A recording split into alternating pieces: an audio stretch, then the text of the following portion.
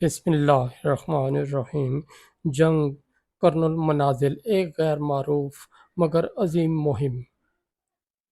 پس منظر: ہجرت کے بعد جب مدینہ منورہ میں اسلامی ریاست مضبوط ہو رہی تھی تو مشرک قبائل میں بے چینی بڑھنے لگی۔ وہ جان چکے تھے کہ اگر محمد صلی اللہ علیہ وآلہ وسلم کے ساتھی پھیلتے گئے تو ان کی سیاسی، تجارتی اور قبائلی چودراہٹ ختم ہو جائے گی۔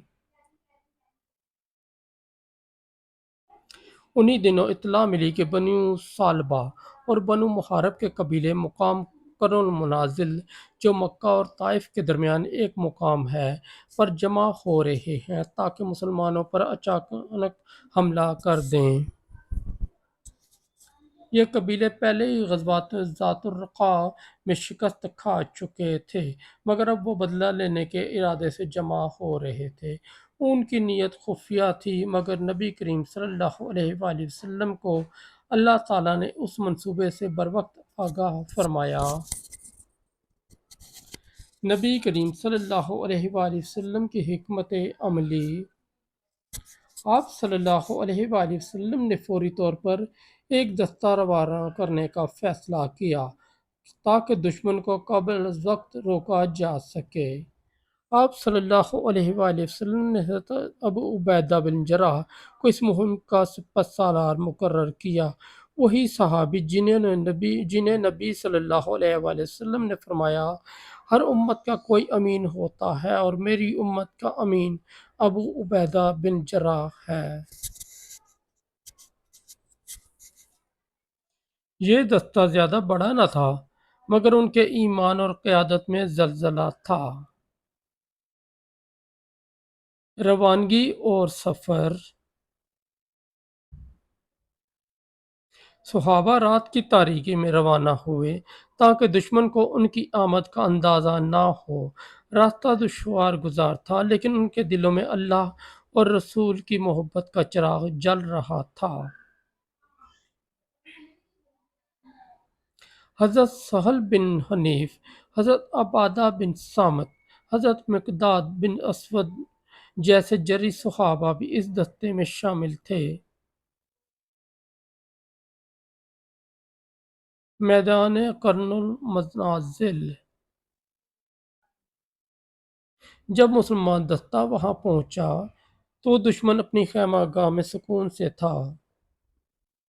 انہیں اندازہ نہ تھا کہ محمد کے ساتھی اتنی جلدی وہاں پہنچ جائیں گے۔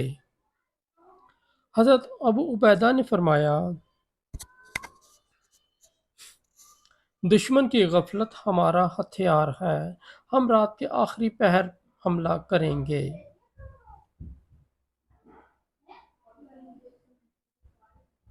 صحابہ نے اللہ کے ذکر اور دعا میں وقت گزارا اور پھر اندھیرے میں دشمن کی صفوں پر حملہ کر دیا۔ یہ حملہ اس قدر اچانک اور منظم تھا کہ دشمن بھاگ اٹھا، کچھ گرفتار ہوئے اور کچھ مارے گئے۔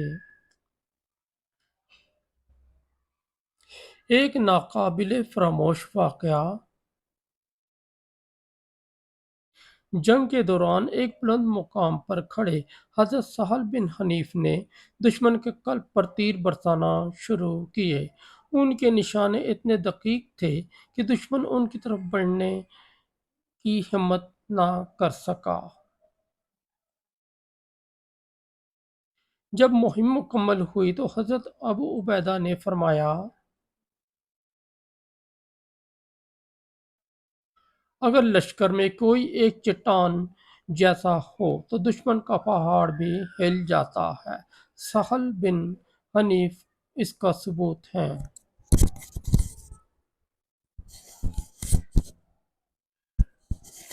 بعد کے اثرات: بنو ثعلبہ اور بنو محارب کے سرداروں نے امن کی پیشکش کی۔ چند گرفتار مشرکین نے اسلام قبول کیا۔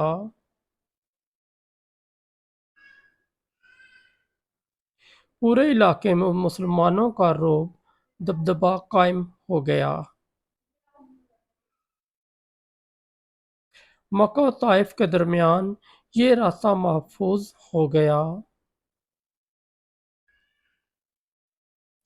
سبق: دشمن کی سازش سے پہلے باخبر رہنا ایک قیادت کی بڑی خوبی ہے۔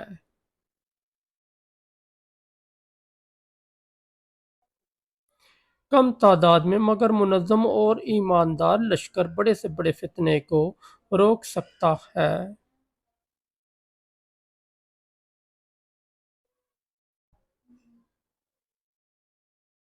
اللہ تعالی ہمیشہ اپنے نبی صلی اللہ علیہ وآلہ وسلم کے سچے ساتھیوں کی مدد کرتا ہے۔ جہاد صرف تلوار سے نہیں، حکمت عملی، اتحاد اور وقت کی نزاکت سمجھنے سے بھی ہوتا ہے۔ دوستو، اگر آپ کو ہماری سٹوری اچھی لگی تو ہمارے اس چینل کو سبسکرائب کر دیں اور اس ویڈیو کو لائک اور دوستوں کے ساتھ شیئر کر دیں۔ بہت شکریہ۔